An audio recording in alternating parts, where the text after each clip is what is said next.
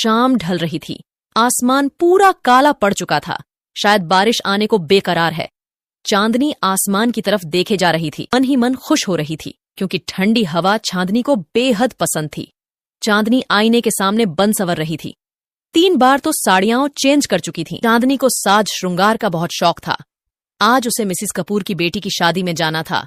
चांदनी college की अध्यापक थी जो हमेशा खूबसूरत दिखना और खूबसूरत रहना चाहती थी। चांदनी अब तैयार होकर रवाना ही हो रही थी। उसकी नजर अखबार पर पड़ी। उसमें कोई भैरव चौक की खबर थी। लिखा था कि भैरव चौक के इलाके में बहुत सारी अजीबोगरीब घटनाएं घटी हैं। लोग वहां दिन के उजाले में भी जाने का साहस नहीं करते थे। खबर पढ़ते ही चांदनी थोड़ी देर खामोश होकर वहीं खड़ी रही। चांदनी की खामोशी मिसिस कपूर के फोन ने तोड़ी। चांदनी ने फोन उठाया और बातें करते वहां से कार से निकल गई। चांदनी को शादी में पहुंचने में कोई दिक्कत नहीं आई। चांदनी का स्वागत हंसते हुए मिसिस कपूर ने किया, मगर कुछ लड़कों ने चांदनी को बुरी नीयत से देखा। वो कॉलेज के बदमाश और बिगड़े हुए लड़के थे। लड़कियों को छेड़ना, लड़कियों के साथ बदतमीजी करना उनकी आदत थी। खैर, चांदनी भी उनकी हरकतों से भली भांति परिचित थी, इसलिए उनको अनदेखा करके शादी में शामिल हो गई और नाच गाना, खाना पीना में पता ही नहीं चला कि रात के 11 कब बज गए। चांदनी के पति जतिन का फोन आता है। हेलो चांदनी, कहाँ हो?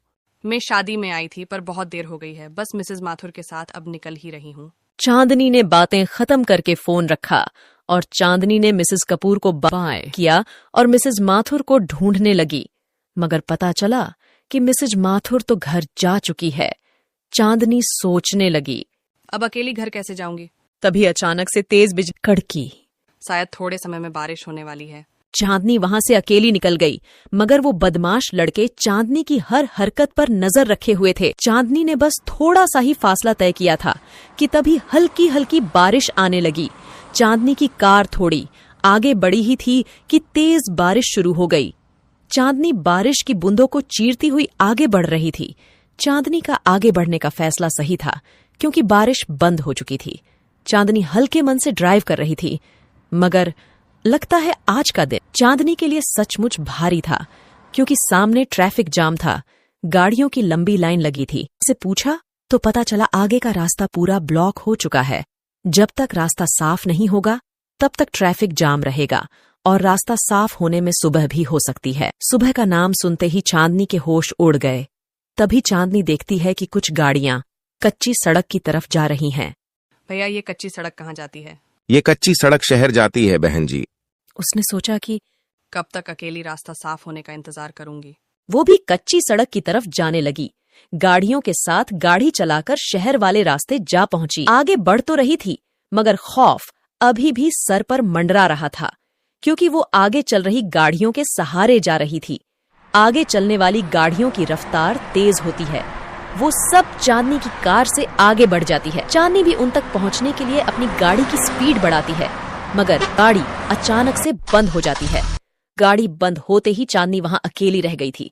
आगे पीछे कोई नहीं था। आगे जाती गाड़ियों को देख चांदनी बेचैन सी होने लगी थी। उसने अपने पर्स से फोन निकाला और जतिन का नंबर डायल करने लगी, मगर वहां मोबाइल कनेक्शन के नाम पर कुछ नहीं था। वो इतना डर गई थी कि वो गाड़ी से बाहर निकलना भी नहीं चाहती थी।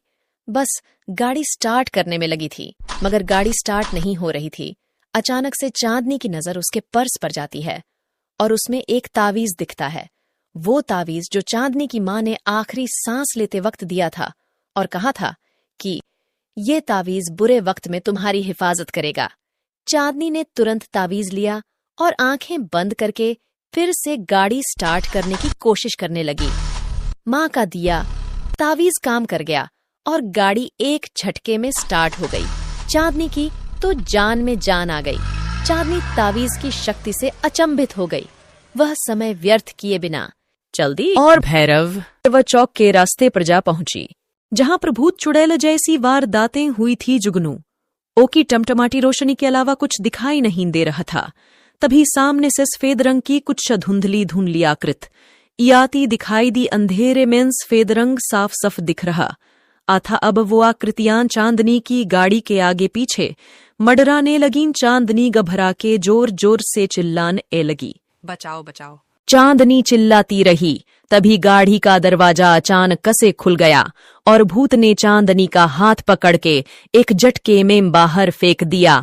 चांदनी गाड़ी से बाहर गिरकर एक पत्थर से जाट कर आई। चांदनी अधमरी सी हो गई थी।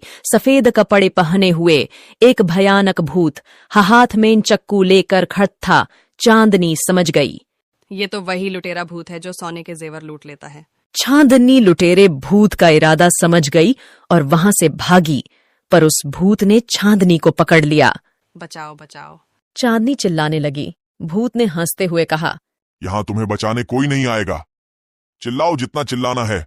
तभी लुटेरे भूत पर पीछे से वार होता है और वो लुटेरा भूत वहीं ढेर हो जाता है। चांदनी उस तरफ देखती है तो वहां वही स्टूडेंट थे। स्टूडेंट भूत के पास आते हैं और हनुमान चालीसा पढ़ने लगते हैं और भूत वहीं मर जाता है। चांदनी, मैं तुम लड़कों को गलत समझती थी, पर आज तुम लोगों ने ही मुझे लुटेरे भूत से बचाया है। बंटी चांदनी से, मैडम चलो आपको घर तक छोड़ देते हैं। मुझे माफ कर देना, मैं तुम लोगों को गलत समझती थी।